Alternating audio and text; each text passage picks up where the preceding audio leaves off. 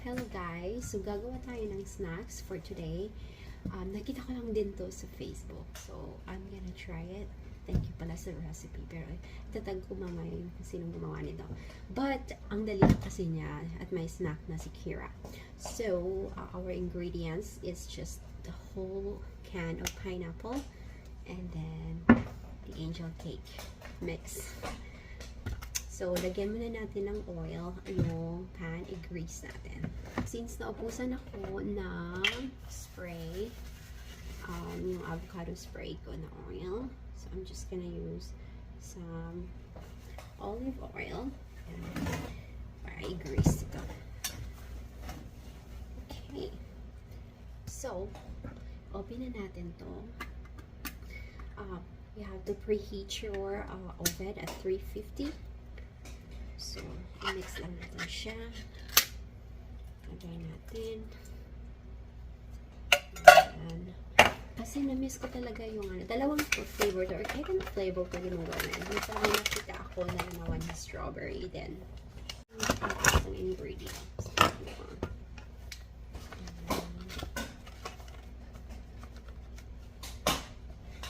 Kahapon nagluto ako ng muffin kay Kira.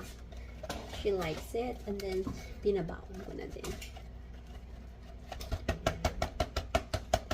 Okay.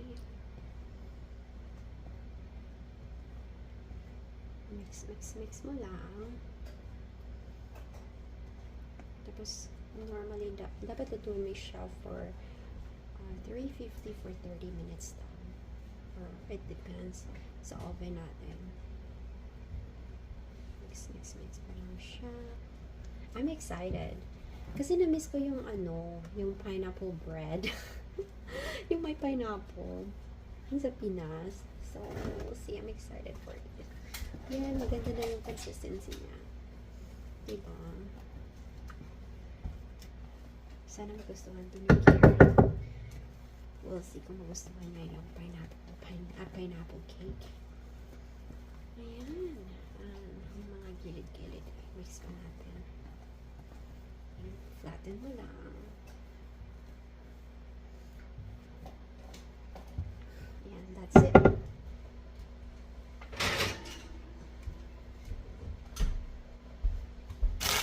Pinili na din ako ng grocery sa Asian store. Meron kong pansit kasi gagawa ko ng lo mein ba yun? And then dark soy sauce. And then of course, beef and pork bouillon. Din ako ng sesame oil kasi nagluto ako ng lucas for the baking party. And then I'm gonna try this brown rice pasta kasi it says that it's not mushy. And I have some lemongrass and then some spring onion and some ginger. Then bumili din ako ng pork belly. Ayan siya. May skin din. So, this is it. Smells good. So fluffy.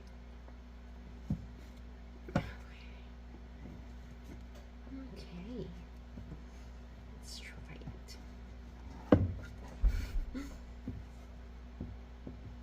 Wow. Look at that. It's a fluffy cake. Okay, let's try it, guys.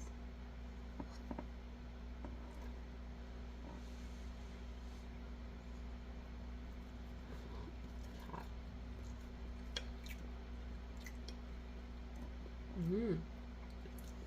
Ooh, yum.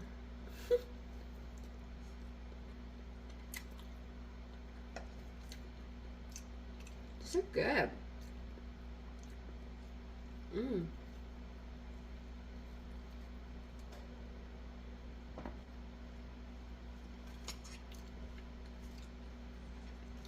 So good cake.